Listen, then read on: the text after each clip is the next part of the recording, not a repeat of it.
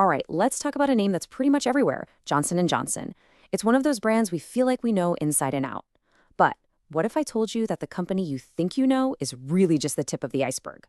Go on, take a second. What's the one product that just screams Johnson & Johnson to you? For most people, the answer is probably the same, and it comes to mind almost instantly. Yup, for so many of us, it's this stuff, the iconic baby powder. I mean, it's been on shelves since 1894. But lately, it's become super controversial, with thousands of lawsuits claiming links to cancer. Now, the company stands by its safety, but back in 2020, they actually stopped selling it in North America, which is a huge deal for a product with that much history. But here's the thing, if you think the story of this one product, no matter how famous or controversial it is, defines this company, you're missing almost the entire picture. The reality is so much bigger. So let's start by trying to wrap our heads around the true scale of this company, because it goes way beyond what's in your bathroom cabinet.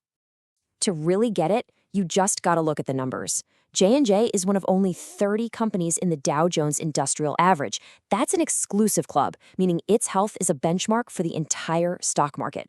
They're number 35 on the Fortune 500 list, bigger than giants like Target and IBM. And get this, they have increased their dividend payout to shareholders for 57 years in a row. That is an absolutely incredible sign of stability and profitability. Okay, so they're a financial powerhouse, we get it. But where does all that money come from?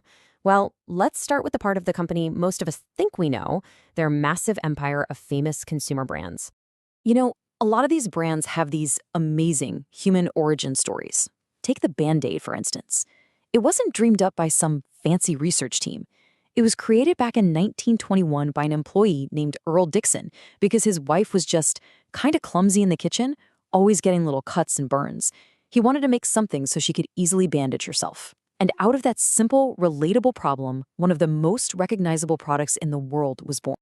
And over the decades, J&J just kept building that consumer empire, mostly by buying other companies. In '58, they snagged the makers of Tylenol. In 1994, they paid over $900 million for Neutrogena. And that 2006 deal with Pfizer, whoa, that was a massive $17 billion deal that brought Listerine, Benadryl, and a bunch of others into the family. I mean, just look at this list. It's kind of wild.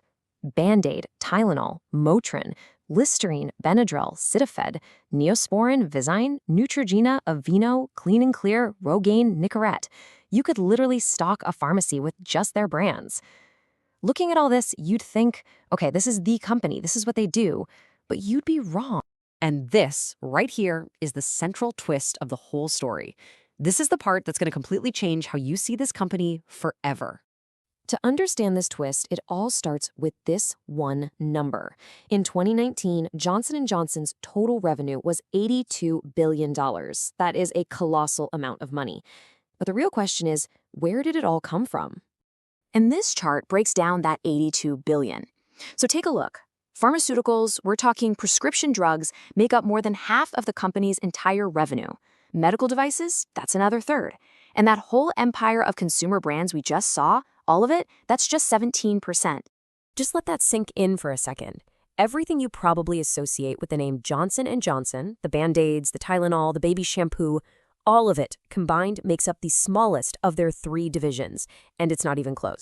So, to understand why, you have to go all the way back to the beginning, because Johnson & Johnson didn't start in a nursery or a pharmacy. It started in the operating room, right at a turning point in the history of medicine. This gives you an idea of the world they were born into. Before the late 1800s, surgery was frankly horrifying. Doctors used the same unsterilized tools on patient after patient and would just stuff wounds with raw cotton they got from the fields.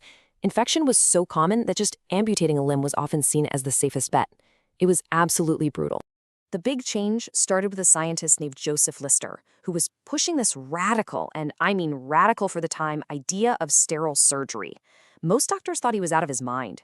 But in 1876, one of the founding brothers, Robert Wood Johnson, went to one of Lister's lectures and had his mind blown. He was completely convinced. 10 years later, he and his brothers started Johnson & Johnson for one specific reason: to be the first company in the world to mass produce antiseptic surgical supplies. And their impact was immediate and massive. They made the first sterile sutures, gauze, and dressings. In 1888, they came out with the first commercial first aid kit, which was originally for railroad workers. They even published the go-to guide for how to properly treat wounds antiseptically. It is no exaggeration at all to say their early products saved countless lives. And that original DNA, that focus on real frontline medical care, has never left the company. It is still the absolute core of their business today, even if it's the part we don't really see as consumers. Their two biggest divisions are what make them a true healthcare giant. The pharmaceutical side develops blockbuster prescription drugs for everything from cancer to arthritis. And the medical devices division is in pretty much every hospital, making things like surgical tools, artificial joints, and, get this, AccuView contact lenses. Yep, that's them too. This is the real engine of Johnson & Johnson. And their spending really tells the whole story. That Neutrogena acquisition seemed pretty big at the time, right? Well, it's just dwarfed by what they've spent on medicine. $3.7 billion for orthopedics, $12.3 billion for drug delivery systems, almost $20 billion for medical devices, and more recently, a pharma deal worth around $30 billion. This is where their money and their focus really are. So you can really draw a straight line from three brothers in 1886 who were inspired by a wild new idea about sterile surgery, all the way to the massive global healthcare corporation that exists today. Those consumer brands we all know are a huge visible part of their history, for sure, but they are not the main story. Which kind of leaves us with one last question. The next time you open up your medicine cabinet and grab a Band-Aid, you're going to see that familiar Johnson & Johnson logo. But now you know it represents a company built not just on stuff for your scrapes and headaches, but on the very foundations of modern surgery and medicine. Does knowing about that hidden 83% of the company change what that name means to you?